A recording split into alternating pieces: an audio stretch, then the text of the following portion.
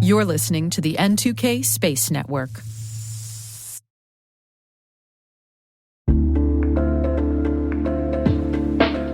And now, a word from our sponsor, SpyCloud, the cybercrime analytics leader. SpyCloud disrupts cybercrime by telling you what criminals know about your business and your customers, so you can take action to prevent ransomware, session hijacking, account takeover, and online fraud. SpyCloud constantly recaptures and analyzes new data from the criminal underground, including credentials, session cookies, and PII siphoned from malware-infected devices. With knowledge of the specific exposed data criminals have in hand from InfoStealer malware on managed and unmanaged devices, security teams can respond with a more efficient and effective process called post-infection remediation that fits seamlessly into existing incident response frameworks. Get SpyCloud's post-infection remediation guide outlining the 7 steps for preventing a malware infection from becoming a full-blown ransomware incident. Visit spycloud.com/cyberwire. That's spycloud.com/cyberwire. And we thank SpyCloud for sponsoring our show.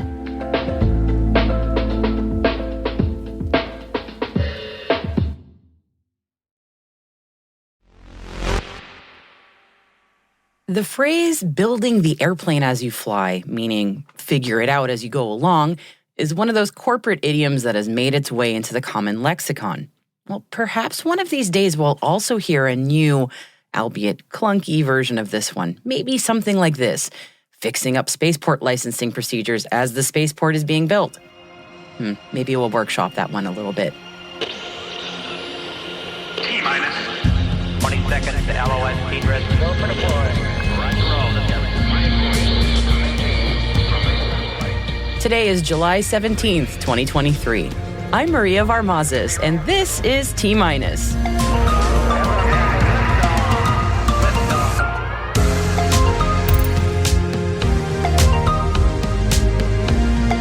UK reviews the licensing regime for launch. U.S. Senator Rubio proposes a new bill to strengthen spaceport operations. Commercial space weighs in on new legislation. And today's guest is Tom Stroup, president of the Satellite Industry Association, on the SIA's mission and broadband initiatives. Don't miss it.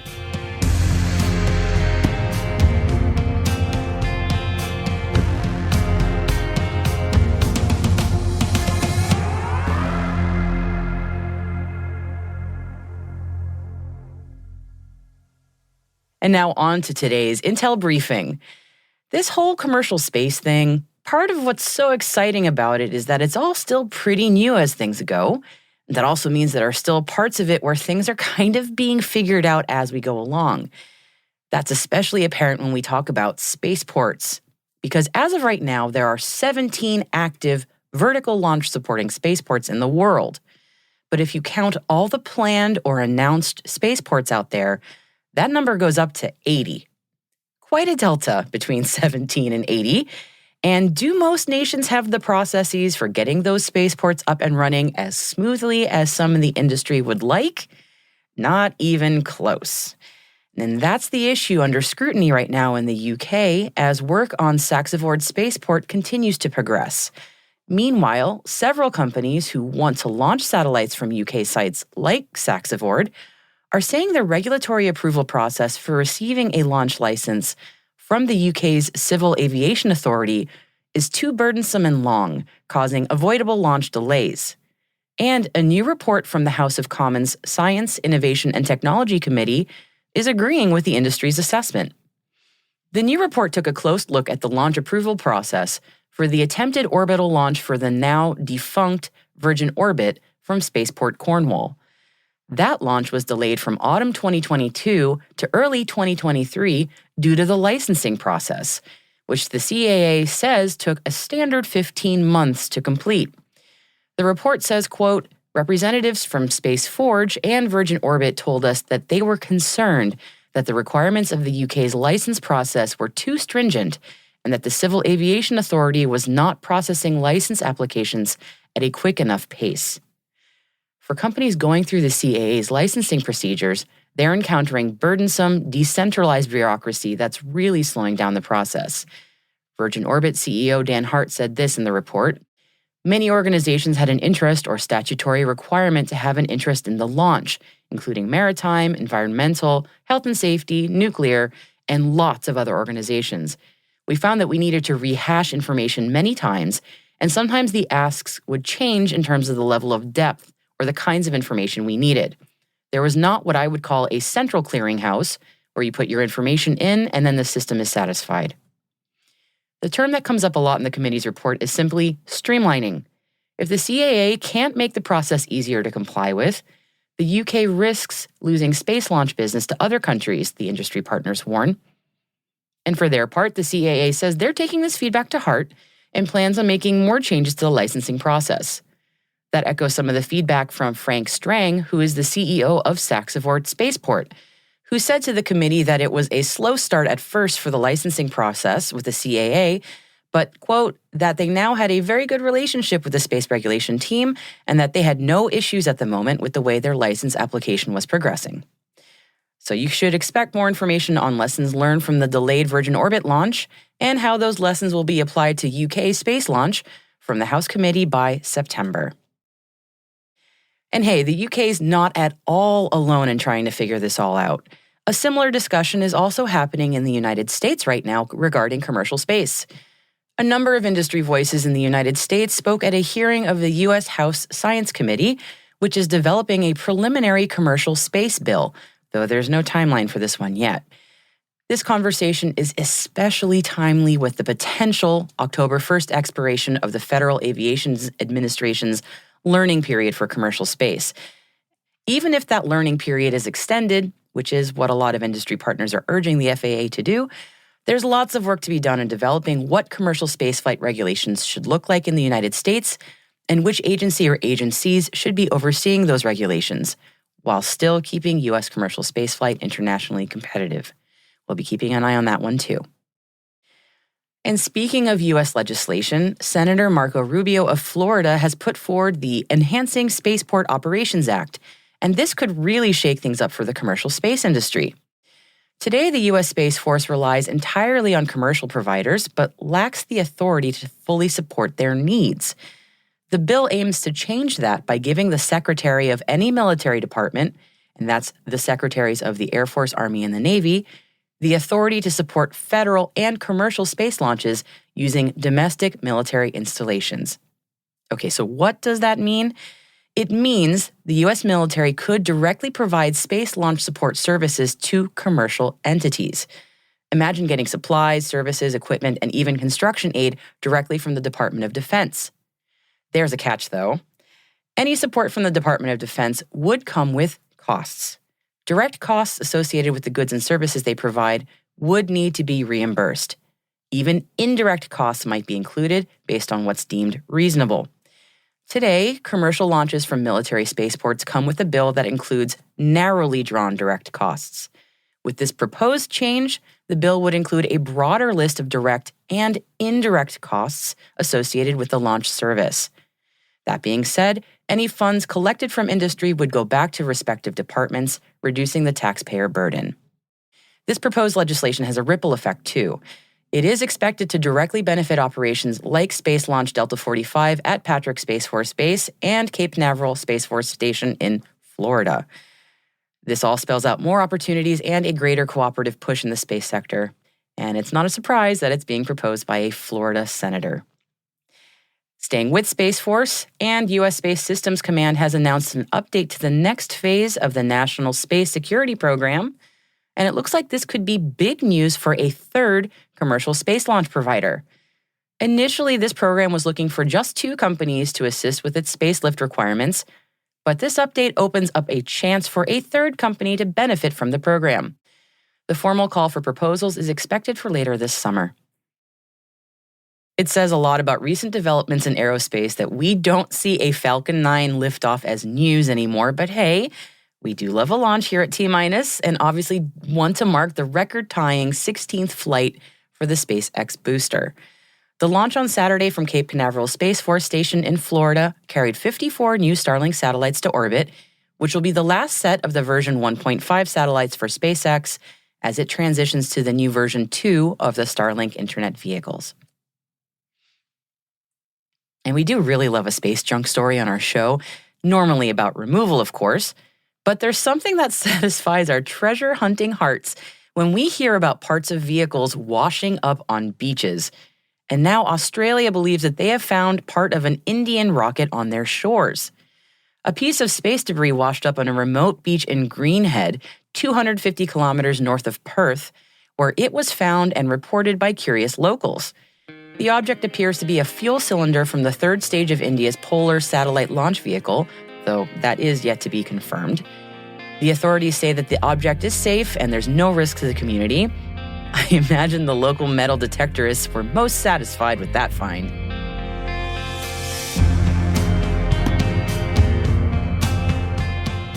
And that concludes our daily Intel briefing, but you can read more about all the stories we've covered in our show notes at space.n2k.com.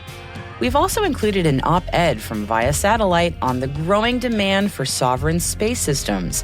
The piece takes a look at how nations with little sovereign space infrastructures are increasingly opting to buy their own satellites for communications and observation purposes. And hey, T-Minus crew, every Monday we produce a written intelligence roundup. It's called Signals and Space. So if you happen to miss any T-Minus episodes, this strategic intelligence product will get you up to speed in the fastest way possible. It's all signal, no noise. You can sign up for Signals in Space in our show notes or at space.n2k.com.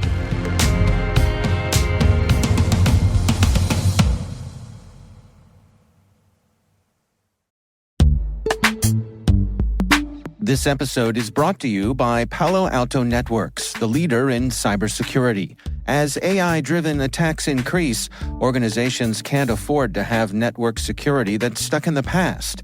Discover how Palo Alto Networks can help you predict what's coming and proactively secure against it with a zero-trust, AI-powered network security platform built to secure whatever, whenever, wherever.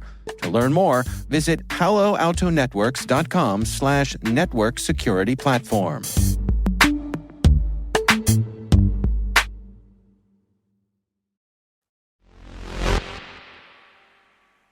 Our guest for today is Tom Stroup, president of the Satellite Industry Association on the SIA's mission and broadband initiatives. Now, Tom recently testified before the House Committee on Agriculture on broadband internet access. So we started our conversation with me asking if he could tell me a bit more about that testimony and also a little bit about the SIA's position on rural broadband access.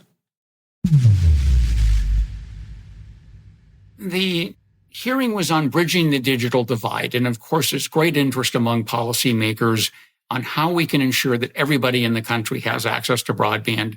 And not just every person, but basically all locations, especially as we get into things like precision agriculture. But that's the major driver, the major policy driver is trying to ensure 100% access to broadband services. And so the Agriculture Committee is interested in how they can ensure that there is service available in rural America. And there are a variety of other programs that are underway or have been underway within the federal government in order to help achieve this goal. But their focus was on rural America. Of course, a lot of it is for those communities, those people who live outside urban areas, small town America, think of it that way, but also helping ensure that there's access to communication systems for precision agriculture. So that was the overall theme. The points that I was seeking to emphasize were that the satellite industry has connectivity over all 50 states today.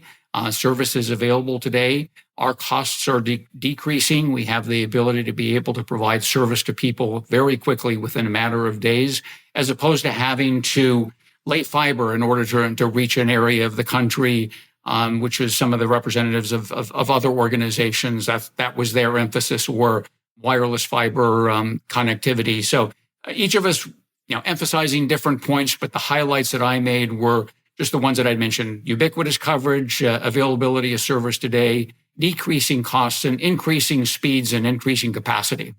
Absolutely. And I was reading through the policy recommendations that you made.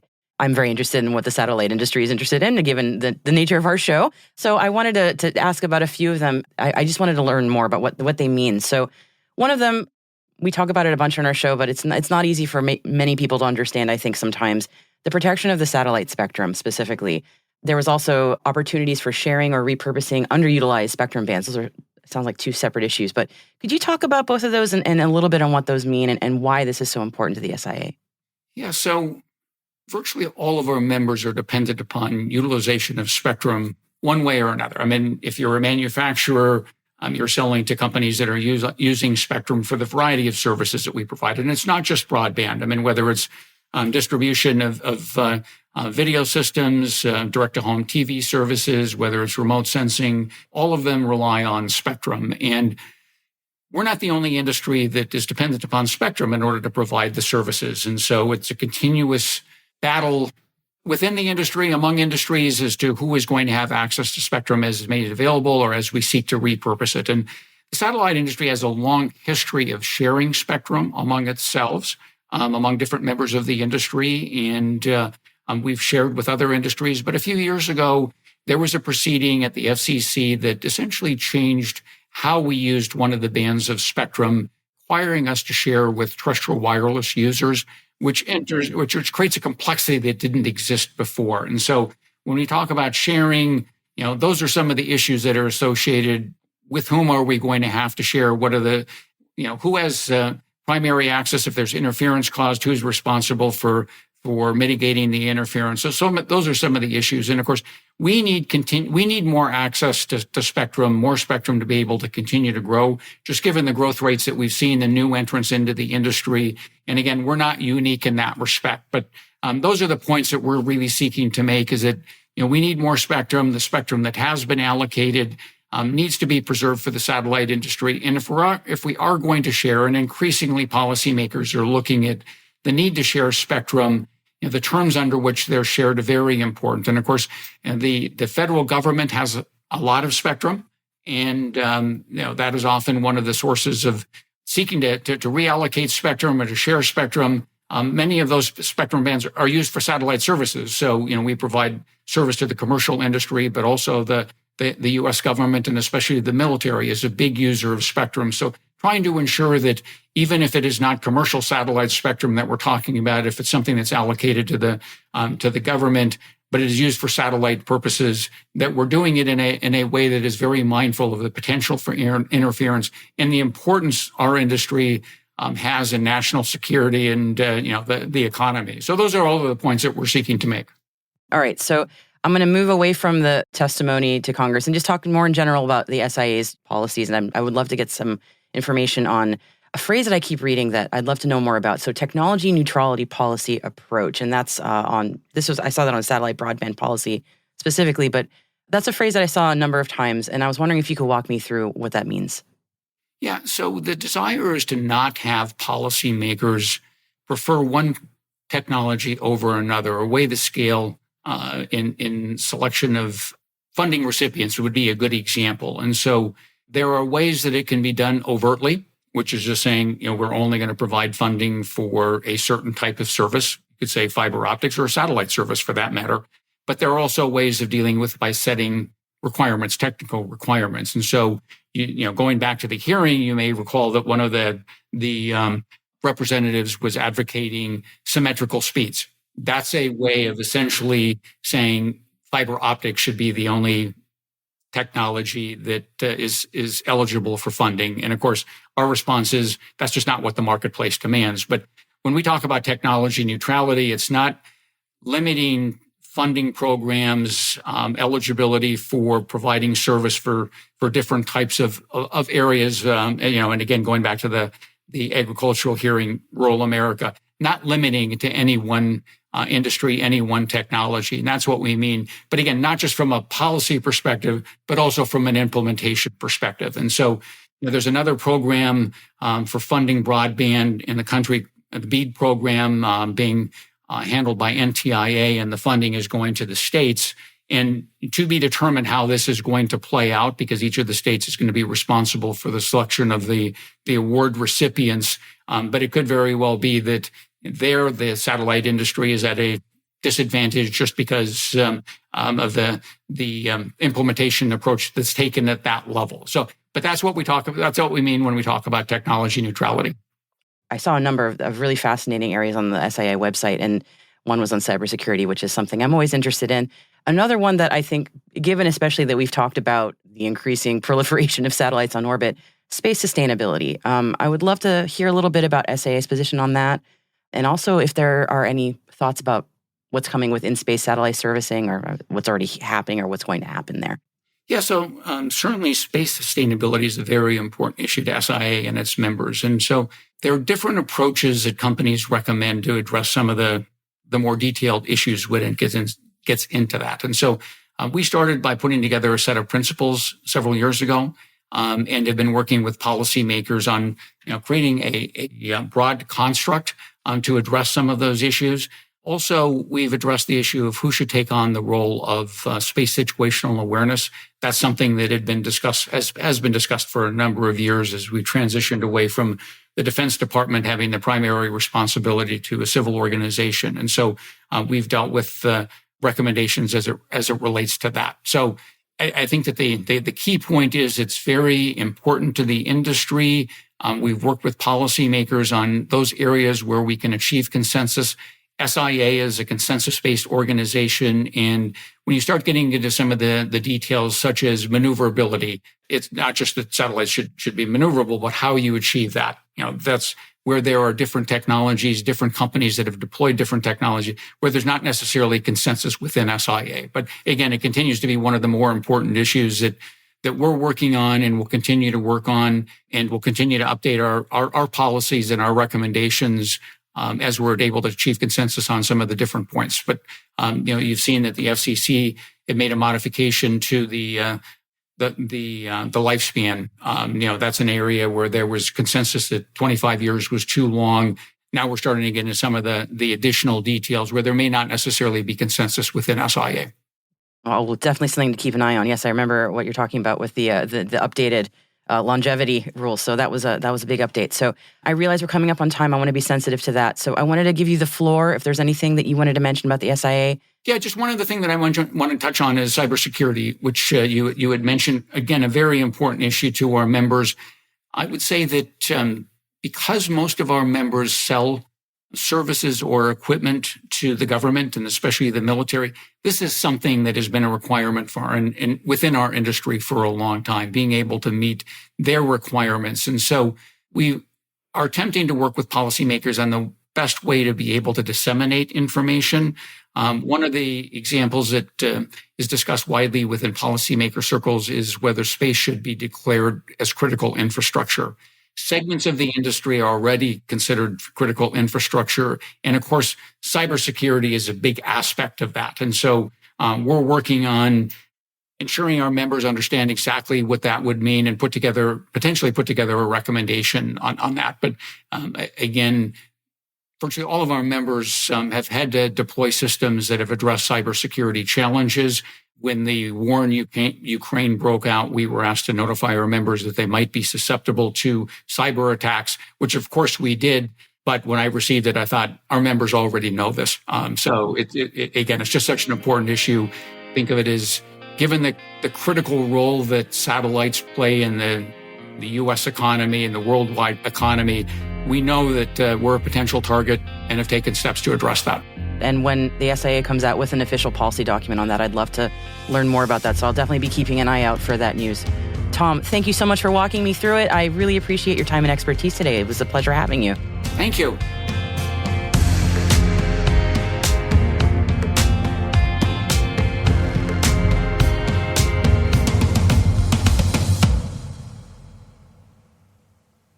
We'll be right back.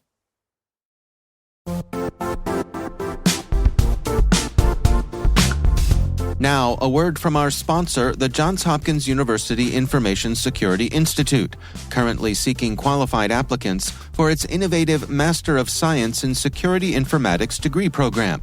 Study alongside world-class interdisciplinary experts and gain unparalleled educational, research, and professional experience in information security and assurance. Interested U.S. citizens should consider the National Science Foundation's CyberCorps Scholarship for Service program, which covers tuition and a $6,000 annual professional development allowance, as well as providing a $37,000 additional annual stipend. Apply for the scholarship and the fall semester by March 1st. Learn more at cs.jhu.edu/MSSI.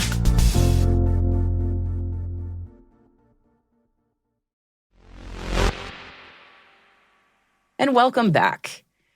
Now, let's talk about telescopes. So for telescopes, there's large, then there's very large, and now there's extremely large. Okay, the latter isn't completed yet, but it has reached a critical milestone in Chile. The European Space Observatory has released images of the extremely large telescope, fondly referred to as the ELT, as it's reached 50% completion. Once it is completed in 2028, ELT will be the world's largest optical/near-infrared telescope. Now, I can hear what you're thinking. Is there really a need for more terrestrial telescopes when we have the absolutely incredible James Webb Space Telescope now beaming back bold, beautiful images of deep space? And the answer is yes. The demand for time on telescopes is still high, and it can be quite a complicated process to get some of that time.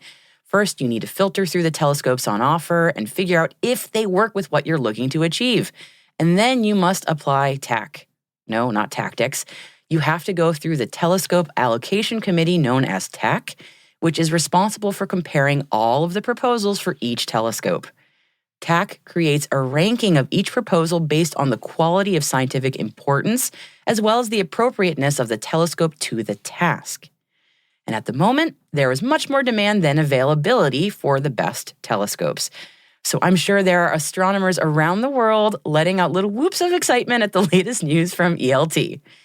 More telescope availability means more science. Who doesn't love that? Definitely check out ESO's video on ELT in our show notes for the latest on its build status. It is very, very cool.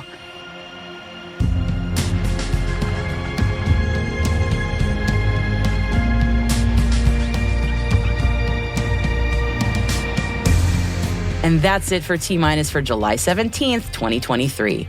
For additional resources from today's report, be sure to check out our show notes at space.n2k.com. And as always, we'd love to know what you think of our podcast. You can email us at space@n2k.com or submit the survey in our show notes. Your feedback ensures that we deliver the information that keeps you a step ahead in the rapidly changing space industry. We're privileged that N2K and podcasts like T- are part of the daily routine of many of the most influential leaders and operators in the public and private sector, from the Fortune 500 to many of the world's preeminent intelligence and law enforcement agencies. N2K Strategic Workforce Intelligence optimizes the value of your biggest investment, your people. We make you smarter about your team while making your team smarter. Learn more at n2k.com. This episode was produced by Alice Carruth, mixing by Elliot Peltzman and Trey Hester, with original music and sound design by Elliot Peltzman. Our executive producer is Brandon Karpf. Our chief intelligence officer is Eric Tillman. And I'm Maria Varmazes. Thanks for listening. We'll see you tomorrow.